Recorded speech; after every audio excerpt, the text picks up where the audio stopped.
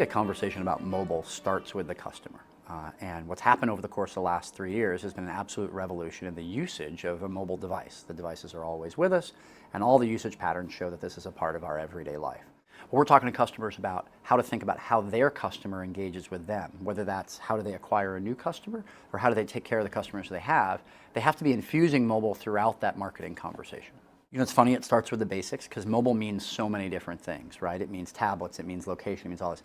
But the first thing you have to do is be there when they come looking for you. You have to have the most basic asset, which is a mobile website that thinks about how someone on a relatively small screen, that's a touch screen, with a device that knows where it is going to want to engage your brand or your service.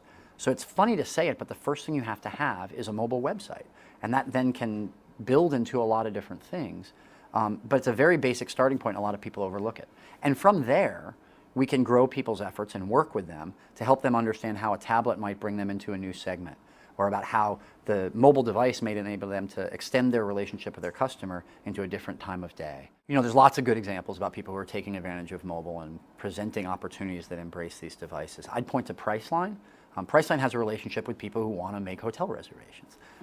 And what they found is mobile allowed them to extend that relationship and to capture an entirely new use case, which is the traveler who realizes they need a hotel that night, or who's stuck for another day, or who finds himself overlaid, as we all have been, when a flight is missed, or all of that, who needs a hotel instantly. They were finding an enormous amount of the traffic to their mobile website was making same-day reservations, and often within 15 or 20 miles.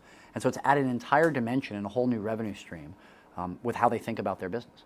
I think the desktop and a tablet and a mobile are complementary. I think what you're going to have is you're going to start to have the blurring of the lines. Because I don't have a desktop phone, I have a laptop, and I take that with me, and it's got connectivity in a lot of places. I think what we're finding is you have a context where you are mobile that may not be specific to your phone or your tablet or your desktop, but we're finding that people are using these devices in entirely new contexts at different times of day and on the weekends. And so think about the use case of using a device on public transportation, or when you're walking around your neighborhood, or when you're sitting at home on the couch. These are entirely different use cases brought about by the connectivity and the portability of these devices. So bringing it back to your question, inevitably some people are going to just replicate their experience from a desktop environment. But I believe, fairly passionately, that that is underutilizing the capabilities and the rich data around mobile to deliver a mobile-specific experience that takes advantage of position and rich new contexts. I think any equation about building products for new environments that are as disruptive as the mobile phone has to be a dialogue with the customer. You're going to be in a rapid iteration cycle where you're putting things out there. This is true of Google, this is true of anybody building a product, or this is true of a brand that's trying to engage their customer. You have to put something out there, and then you have to watch the way the users engage with that offering. And that means analyze the data, watch how that's different among different segments, and then evolve your offering and test hypotheses. I think we don't know enough yet about mobile to know here's the exact template and map to how to engage a user on a mobile phone. I think what we do know is that users are engaging with these in entirely new ways. And so what we're recommending to people is get something out there that you think might be something they'd engage with, and then watch the way the user engages, right? And from my perspective, the user teaches us.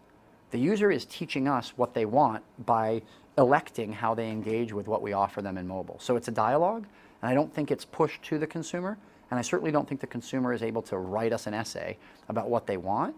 And so you have to be constantly engaging that customer and watching as the data comes back.